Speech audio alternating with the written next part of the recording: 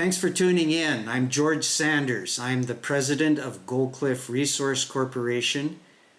Welcome to our August 2025 corporate presentation. And instead of simply providing a PDF of a slide deck, we thought we would bring the presentation to life by presenting it to you in a manner that I would use on the road talking to investors. So we appreciate you taking the time. Before we get into the presentation, I'm going to begin with the conclusion. Why Goldcliff? What's the value proposition at work in this company? Why would an investor coming in at these levels have a reasonable expectation of a good return in the future?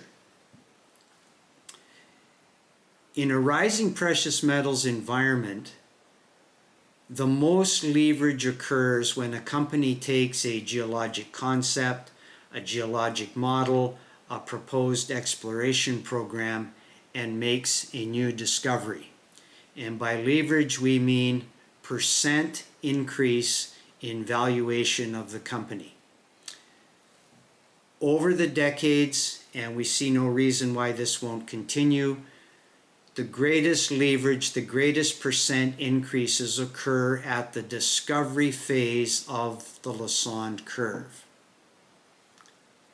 In Goldcliff, we have a valuation of $3 million, and so part of the math, part of the equation of good percent return is starting with a low base. So we have that in Goldcliff. We also have active projects. We're not a one-trick pony. We have a 5-asset portfolio. We have immediate plans for work and hopefully discovery on 3 of those 5 assets. So we think it fits the opportunity, making itself available as the junior market starts to respond to increasing precious metals prices. So let's get into the presentation, and we'll get the slides up here. So we are Goldcliff Resource Corporation, listed on the TSX Venture Exchange. Trading symbol is GCN, and in the United States on the OTC Bulletin Board Pink Sheets, the trading symbol down there is GCFFF. We are really excited about what we're doing at Goldcliff and what our plans are for the future. And by its very nature, planning is looking forward, and I'm obligated and required to warn you that our plans may not all come to fruition in the way that we want or in the time that we want. And before we get into the assets, I would just like to say a couple of words about the business model of the company. We very much follow the phased or stage production business model. And I want to be very clear that the portfolio consists of early days assets. None of them have a resource report on them yet. A couple of them haven't even been drilled yet. So we're not suggesting in any way that we're about to go into production shortly simply because we're following this business model. Myself and one other director have had some very good experience in other operations where this model was successfully employed. There's nothing complicated about it. It simply is a new way of looking, or a different way of looking at, it's not new at all. In fact, it's centuries old of looking at your exploration in front of you to focus immediately on that which has the best possibility of getting to a cash flow stage quickly. So you begin modestly and you expand out of cash flow or out of your success. Typically that means a smaller footprint. that can often shorten permitting times. The other thing for a junior company that it's really good for is it manages the initial capital required to get up and running. As we say, these assets aren't quite at the development stage yet. Some of them aren't even at the discovery stage. Nevertheless, they were all chosen to fit into this business model, either because of grade or because of access and infrastructure and proximity to processing facilities.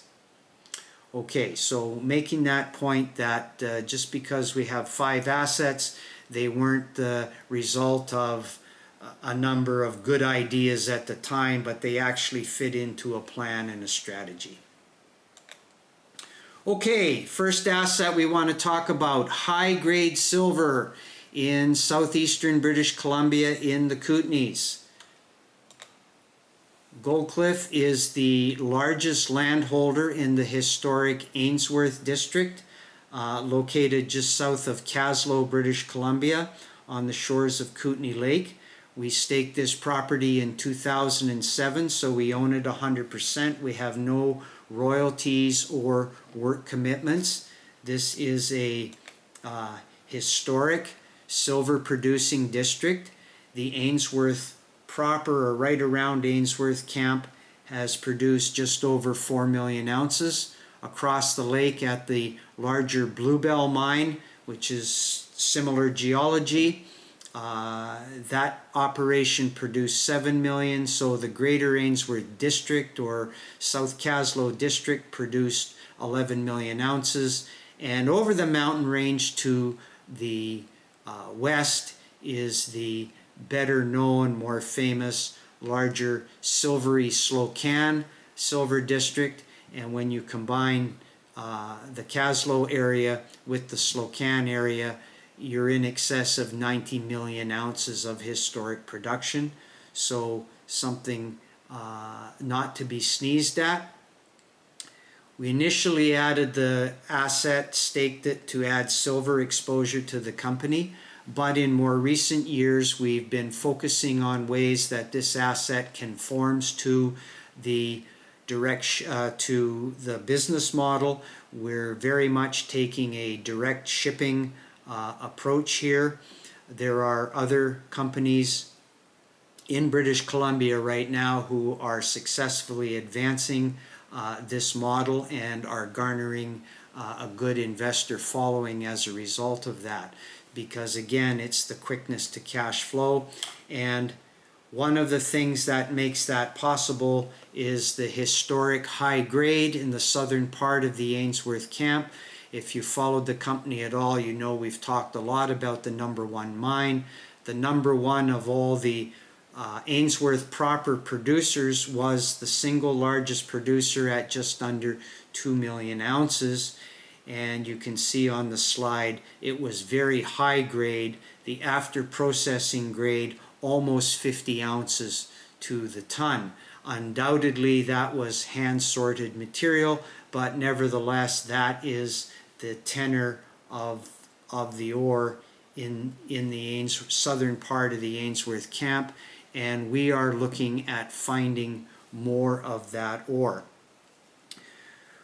We noticed after we staked the ground and did some background research in old assessment reports and all the information on Minfile that there are scores and scores and scores of historic occurrences, showings, and small mines. So in addition to the number 1 and a couple of other small mines, there are numerous exploration shafts, adits, prospecting pits, trenches, and the like. And so that tells us that the old-timers did a really, really good job testing all of the surface occurrences of silver mineralization. It also tells us that many showings are indicative of a very powerful system, and indeed when we take into consideration the Bluebell across the lake and the Slocan 20s of kilometers away, we definitely know that we're looking for silver in the right geologic environment. Those 2 million ounces were recovered from only 40,000 tons. This material, and you can see some representative samples here, this material has a very high specific gravity, so to hide 10, 20, 50,000 ton pods, they're not going to be particularly large areas, so we really have to be methodical about our exploration to pin those down. But to put the target in perspective, in today's Canadian dollars, the amount of money that came out of the number one production is 100 million Canadian dollars. So not a sum to be sneezed at, and if our work over the next couple of years can uncover a number of pods like the number one, we can probably put together a direct shipping scenario that could be profitable for all involved. So that's the goal. We have submitted to the government a 5-year, multi-year permit.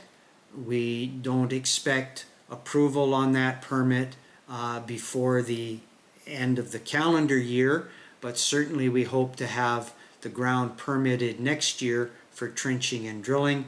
We do plan to be on the ground at Ainsworth shortly after Labor Day to do some really detailed work on where these cross-cutting structures have intersected the known mineralization, the known mined mineralization, to see if we can derive signatures for that trenching and for that drilling.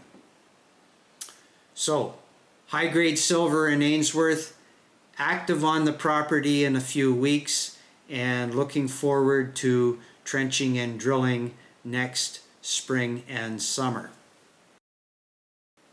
So the next project to hit is the Kettle Valley Gold-Silver project.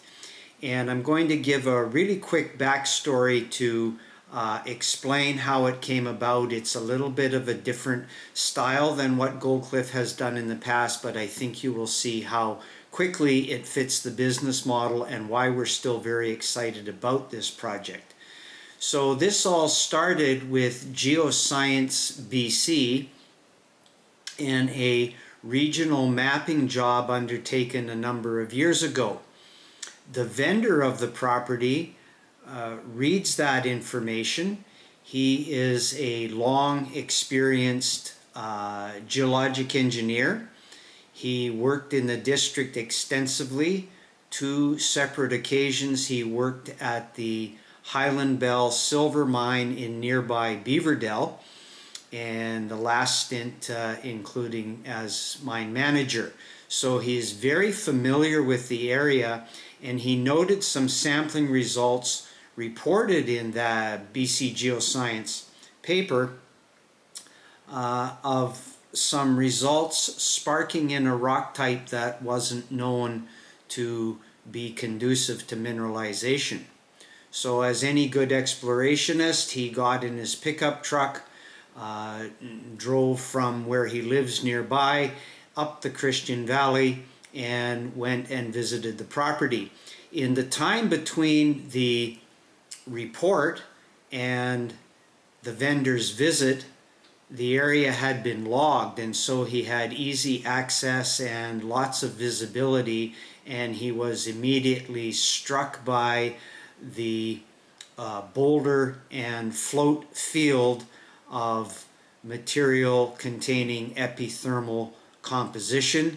He is very excited about that. Subsequently, his sampling yielded very, very encouraging gold and silver results, and so he staked the ground. When he showed it to Goldcliff, I accompanied him on that visit because he and I were acquainted for a number of years and had worked together on other projects. So I had a great deal of confidence in what he was telling me, and I could immediately see two things whereby this brand new property that hadn't even been fully mapped, hadn't had any geochem, anything done on it, I could see how it would fit our business model.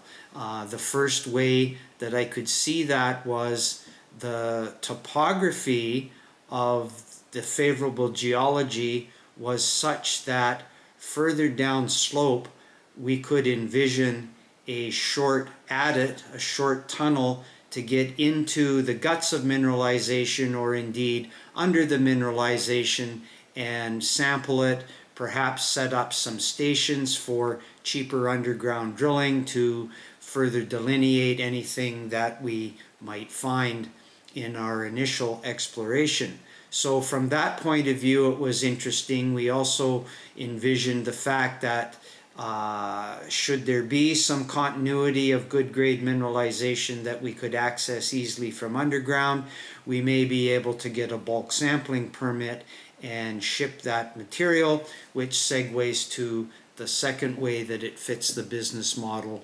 Logistically, it is not very far away from the Kinross Mill at Republic, Washington. So it's a short hop from the property down to Rock Creek, from Rock Creek over to the Midway Greenwood area, Grand Forks, and then south just a little ways into Republic, Washington. So we could envision a possibility that if we were successful in locating good mineralization, that we might be able to recoup costs through a bulk sample and eventually maybe move on to a small mine permit. We thought all of this through before we entered into negotiations with the vendor. So that's how an early stage property actually fits our phase production business model. After optioning the property, we immediately undertook the foundational work of mineral exploration, a lot more prospecting, mapping, surface sampling, geochemistry. The conclusion of that, we identified that we had some good geochem anomalies, we had some encouraging surface samples, so we applied for a trenching and drilling permit. We excavated, I believe, 8 trenches it was. Those trenches were disappointing from a economic point of view. They weren't well mineralized, but they were very encouraging geologically. We think what we trenched on the east side of the slope was basement rock, highly fractured, highly altered, all sorts of veining through it, so very definitely an active system, but not conducive as a host to precious metals mineralization. That led us upslope to what we subsequently called the cliff zone, and when we got prospecting up there, we located some very strongly mineralized samples. You can see a couple of them here. Excellent epithermal textures, really good gold and silver grades. I'm particularly encouraged by the silver grades. They are not standalone silver grades, but certainly when you add them to 1.5 to 2.5 grams of gold, they render those samples very, very valuable and much higher on a gold equivalent basis. So we're very, very encouraged by that. We like the ratios that we're seeing. This is very typical of many epithermal historic districts in the Western Cordilleran, up and down Western Canada and the United States.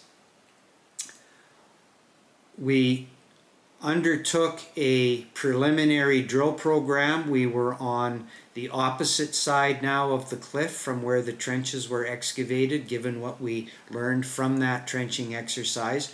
We set those drill holes up along existing logging roads to minimize disturbance, to minimize reclamation costs, to enhance bang for the buck.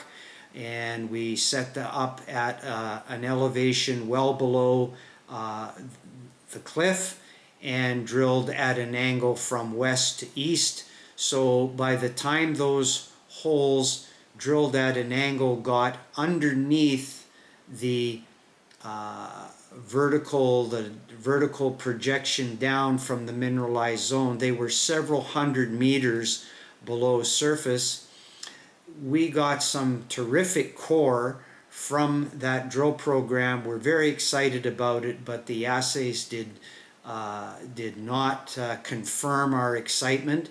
Very low gold and silver values in that drilling. We in no way think that those few drill holes killed this property. In fact, we're of the opinion, quite strong opinion, that what happened is by the time we got underneath the zone, we were too deep.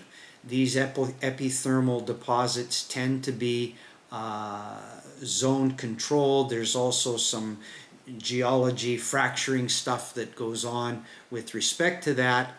And so the plan is now to, the permit for drilling is still a live permit, so the plan is to come back in there this fall, obviously subject to financing, but to come back in, get up on top of the ridge where the geology daylights, and from that surface drill shorter holes down. We know from conversation with the geologists from another well-known epithermal deposit now being developed in southern British Columbia, we know from that conversation that wherever they are on the property, the mineralization tends to come in at a particular horizontal elevation.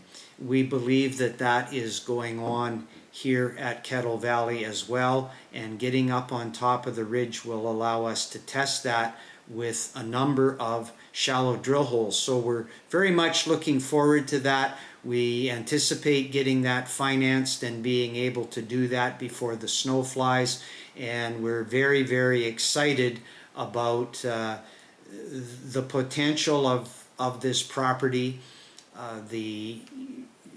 Everything we know about it to date, other than the 5 drill holes, the regional structural preparation is absolutely perfect. If you were to plot where you might expect to find one of these things, this is where it would be. The geochemical signature, not only for gold and silver, but for pathfinders, is all coincident. The surface sampling is coincident with that, and we just need to get back up on top and drill from a different position and hopefully make a new discovery in the Rock Creek district. I'd like to take you now to the Panorama Ridge Gold property. This is the original asset. Actually, there was a South American play before this, but this is, with my experience in Goldcliff, this is the original legacy asset of the company. This is our most advanced stage asset. The property was acquired by staking in 2000, so there are no royalties or work commitments or other obligations on this property. It's located in the very well-known productive gold district of Hedley, British Columbia, and we'll talk to that here in just a second. Gold was first located in the Hedley district in the very late 1800s, and in early 1900 mining operations commenced at Nickel Plate, and as you can see, a substantial amount of gold was produced from Nickel Plate. Interestingly, the recovered grade was just around a half an ounce of gold to the ton, so very high grade. There's documentation of many stopes in excess of 1 ounce, and indeed our own sampling at Panorama Ridge has shown those kinds of Nickel Plate high grade. believe the underground mine produced until 1955 or 1956. The original founder of Goldcliff, current director and co-founder Ed Rockel, and current director Paul Saxton were all involved in the middle and late 1980s with a company called Mascot Gold.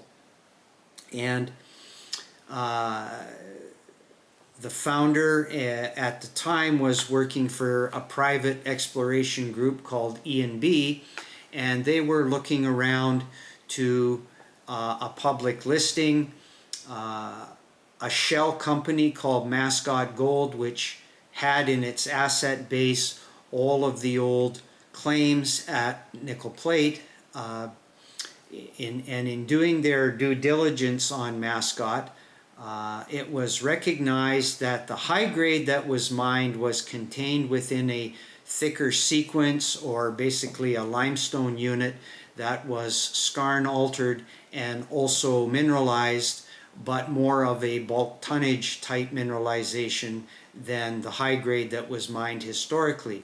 And so they postulated that if these zones continued to surface, that indeed there might be a bulk tonnage possibility. And through the late 1980s, drilling and follow-up feasibility work was done, and the Mascot Gold open pit was brought into production, and for 10 years produced another 1,000,000 ounces at more typical bulk tonnage type grades.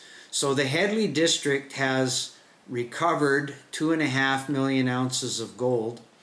In 2000, management of Goldcliff at that time was up visiting the old open pit workings and in the general vicinity, and they noticed, you can see in this photo, they noticed that there was new logging in the area, and when they went over to check out what those new roads had opened up,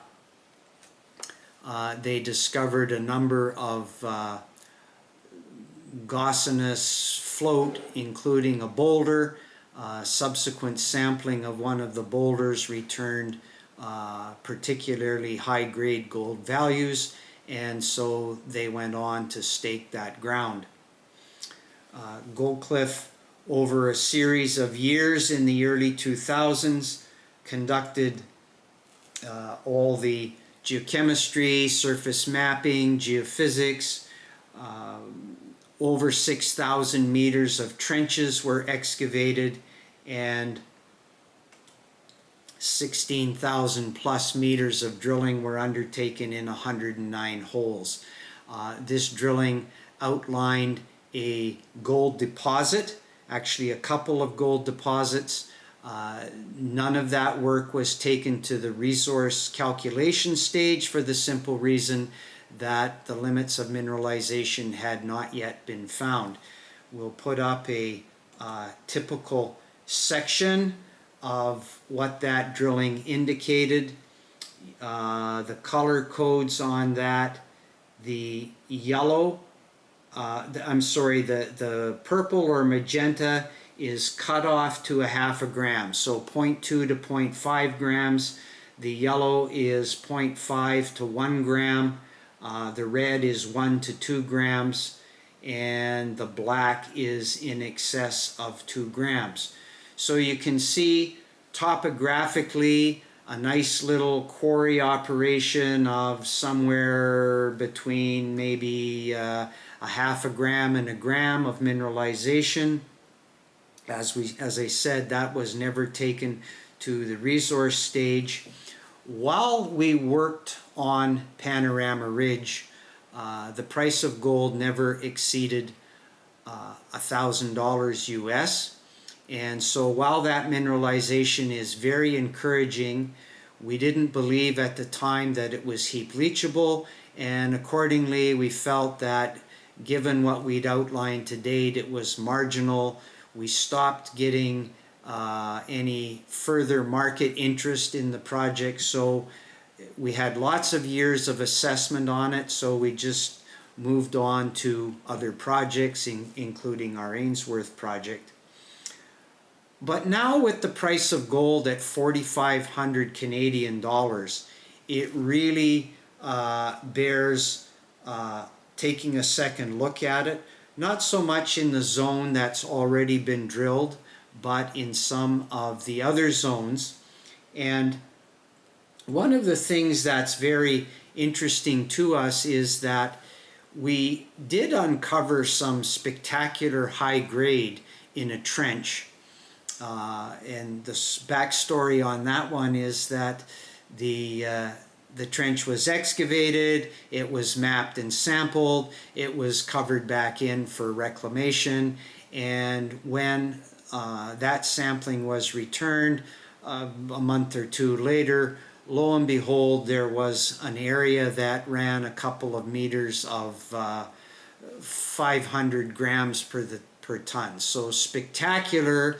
And the first question I asked the geologist was, well, why did we wait for assays? Why didn't we know? And the answer is very clear, that there was no visual evidence of that kind of grade. What one would expect with those kinds of assays is that you would see visible gold. There was no visible gold. Once we check assayed that and did some electron microprobe analysis, it became very clear that those high gold values were occurring with two bismuth tellurides.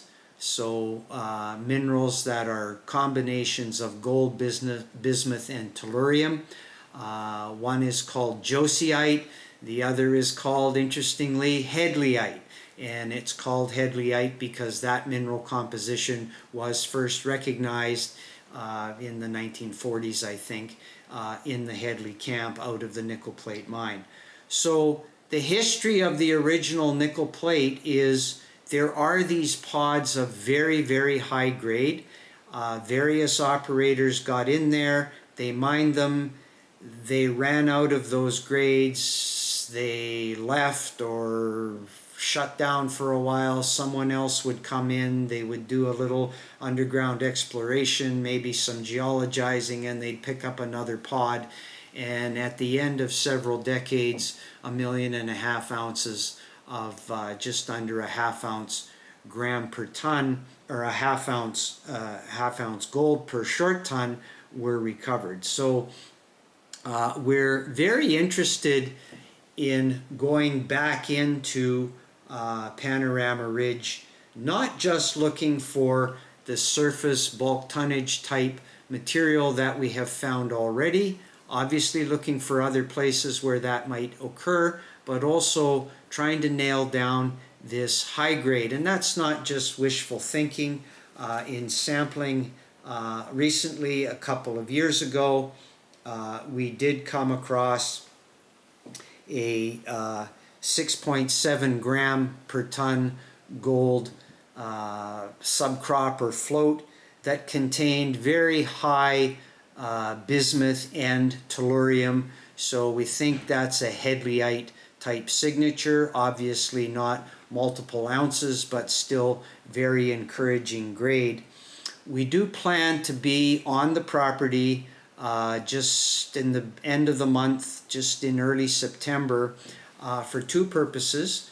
We want to sample some of the existing areas with fresh sampling, and we want to retrieve some core for the purposes of metallurgical testing. And what we want to test is whether or not Panorama Ridge nickel plate material is amenable to treatment by non-cyanide lixiviants. So this isn't metallurgical testing to determine what recoveries might be. Actually, at nickel plate, the cyanide mill recoveries were extremely high. The metallurgy was pretty simple. Rather, this metallurgical testing is to see if our material could be amenable to a non-cyanide treatment. We are of the opinion that given its location in history, permitting a new mill, a new cyanide mill in that environment would be very daunting, very difficult, and take a very, very long time.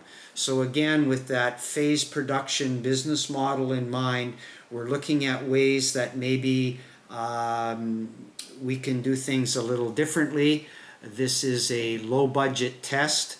It's nothing more than that. Even if results are encouraging, it will mean a lot more testing, but at least it will give us a view of, is this amenable or not, and we're excited to get that underway. We will also do some follow-up work around the area of that good grade high bismuth tellurium gold float that we found. Coincident with that is a very strong LDS geochemical sample from the vicinity. So we think we might be onto something. We want to find some ways that maybe we can nail that down. We hope to produce a video for our shareholders from that work at Panorama Ridge in the not too distant future. So those are our three British Columbia assets. We're very, very excited about them. We are in discussions with a couple of different financing sources for raising the money to get to work on these projects in August, September, and October. And we think that in this market we should be able to do that. We would like to do the follow-up program at the high-grade Ainsworth Silver property. We would like to do the work that I've just talked about at Panorama Ridge, and we would like to execute a drill program later in September, early October at the Kettle Valley Gold-Silver property. The two other assets are located in the United States. We don't plan to be very active on them in the next month or two, and the only reason for that is the foreign exchange is working against us. We know that there are lots of companies doing business, particularly in Nevada where these assets are located. We understand that. We're there for the same reasons.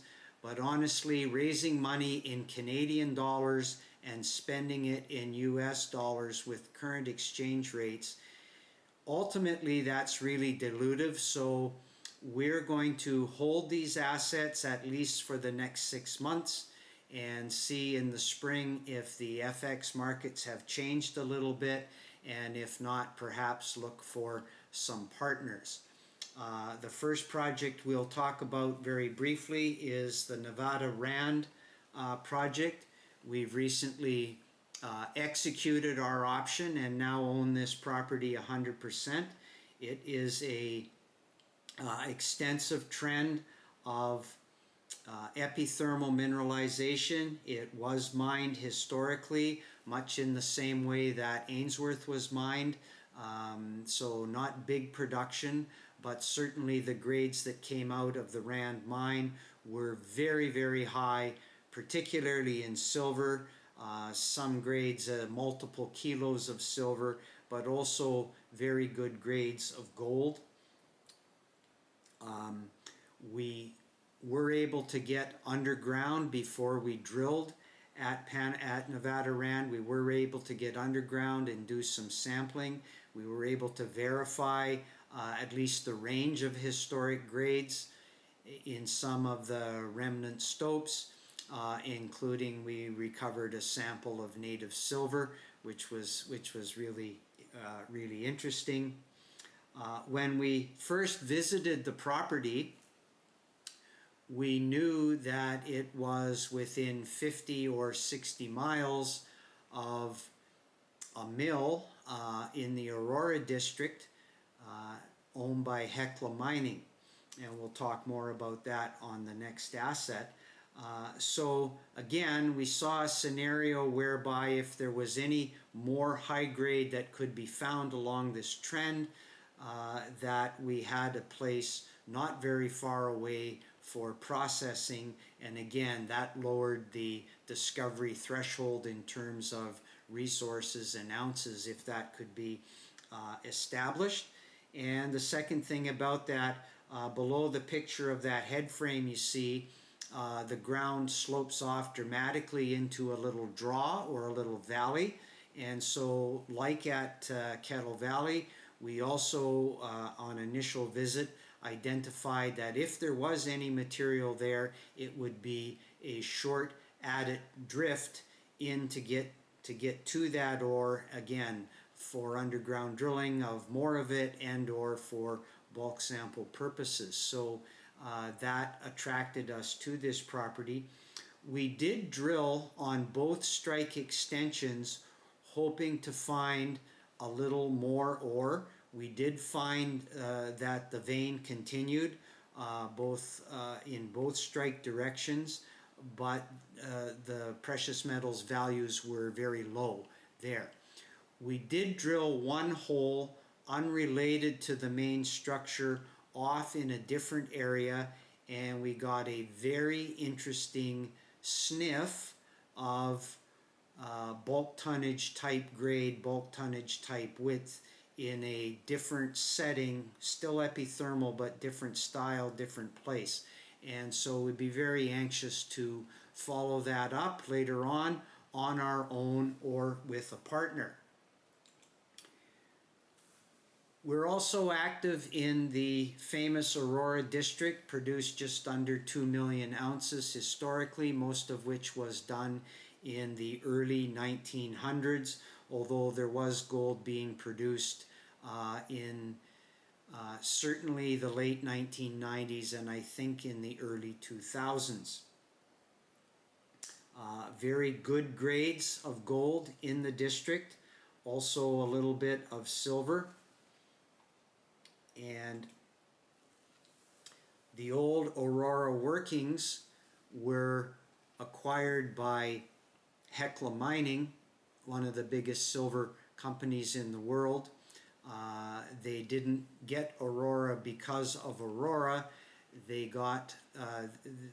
own the position in Aurora because of their acquisition of Klondex.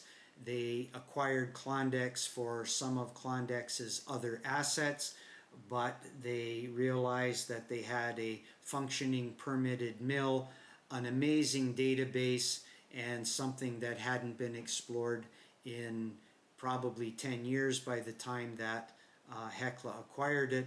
So they have been working away. Interestingly enough,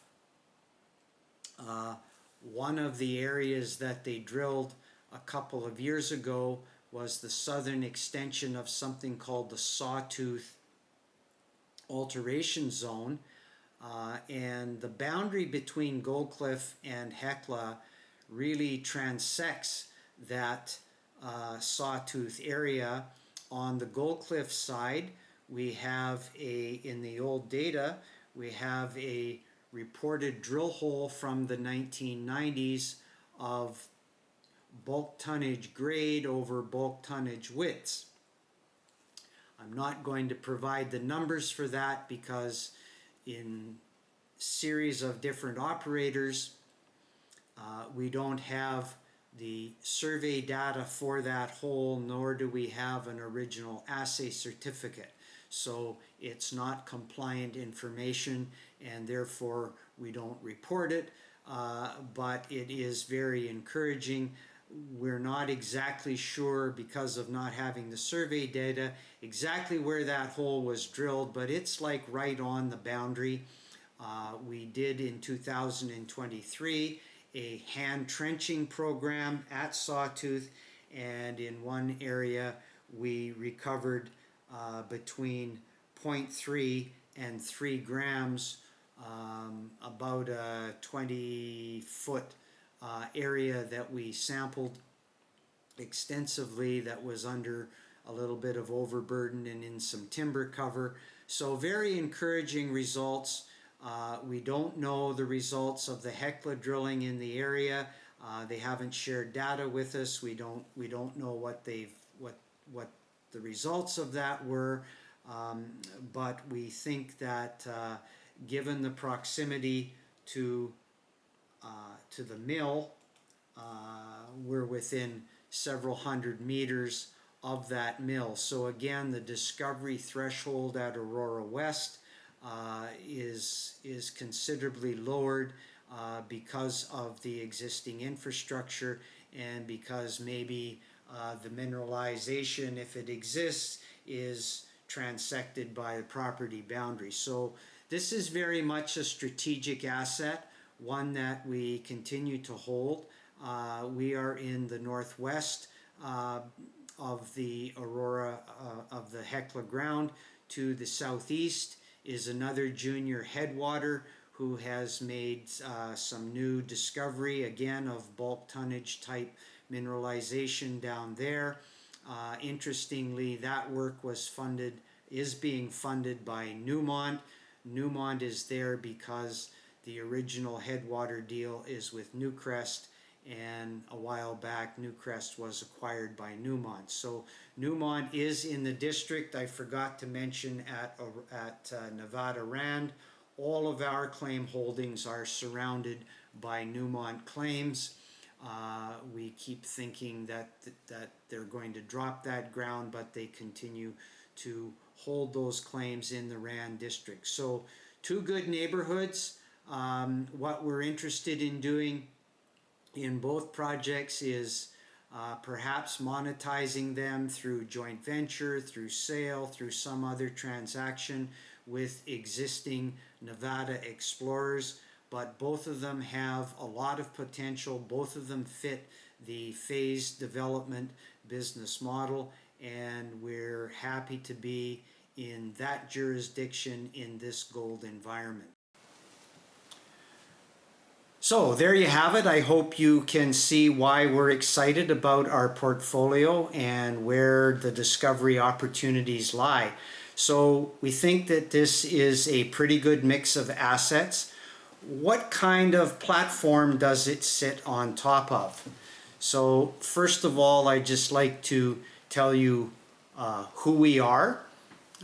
You can see on the experience there that we've all been around for a few decades. We didn't just start doing this the other day. Hopefully the experience we have, we can bring to bear on Goldcliff and make it a success.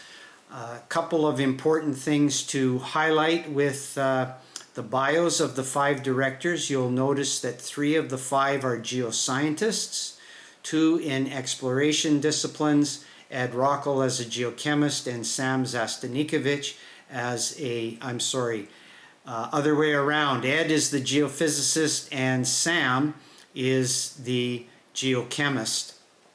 And both of those guys are very involved in all of our assets, all of the work that we do, and are particularly skilled at project management and logistics. The thing I like about them is they're thorough, they're excellent communicators, they're open to new ideas, and very importantly for the shareholders, they're frugal. So we get a lot of value out of our exploration dollar. And the third geoscientist is a mining engineer, and importantly, Paul Saxton has been involved at a senior level, executive VP, chief operating officer, or CEO, in bringing into production 4 or 5 mines in a junior company platform. Any engineer who's been involved in that level to successfully deliver that many new mines is very skilled, but to do so in a junior platform where you don't have the whole team that you would have in a major mining company is particularly noteworthy. So we're very happy to have Paul on the team. He really does bring the perspective of how this thing might end up if we're looking at a new possibility. And so again, even the people fit into that phase production business model that we've talked about. My own self, I've been in the business a long time, had a lot of experience on the capital markets side. I was one of the initial founders or creators of the idea of what became Silvercrest Mines. Was a longtime board member of that company and a longtime board member of the follow-on company Silvercrest Metals. And so in that experience, we really lived phase production. We had 2 successful takeouts, those companies, the Silvercrest Group. And so those were really good experiences at a board level in all aspects of feasibility studies and of financing of construction and operation and bank loans and hedges and all of those kinds of things. So we do bring that to the table in the background should any of our exploration activities be ultimately successful. And finally, to conclude, what is the structure of the platform? Well, as you can see, in today's market, just under 71 million shares issued is a low issued capital company, but I really want to emphasize the fact that just those 5 individuals on the previous slide, the 5 directors, collectively we own 45% of the stock. So yes, there's 70 million shares issued, but the float is substantially lower. And going back to the introduction, if you're looking for leverage, if you're looking for a place where percent increase is important, you're more likely to find that in a controlled share structure environment than you are in a what we would call sloppy stock. The current market cap at 4 cents is less than $3 million. I would make the point that if the group of us got together today to start a brand new company, given the costs of project acquisition and deal making, given the regulatory costs of that activity, given securities, regulatory costs, financing costs, to say nothing of the work that's already and the money that's already been invested in these projects, there's no possible way as a new IPO that you could do all of that work for $3 million. My guess would be you would be at least double or double and a half. So we really do see this level as an excellent entry level, and success, of course, in the exploration business, never guaranteed, never a sure thing. We think we mitigate a little bit of that risk by multiple assets, and we think that the opportunity on any sniff of a new discovery for a serious revaluation is a very real scenario. So we will be happy if you join us on our road to discovery.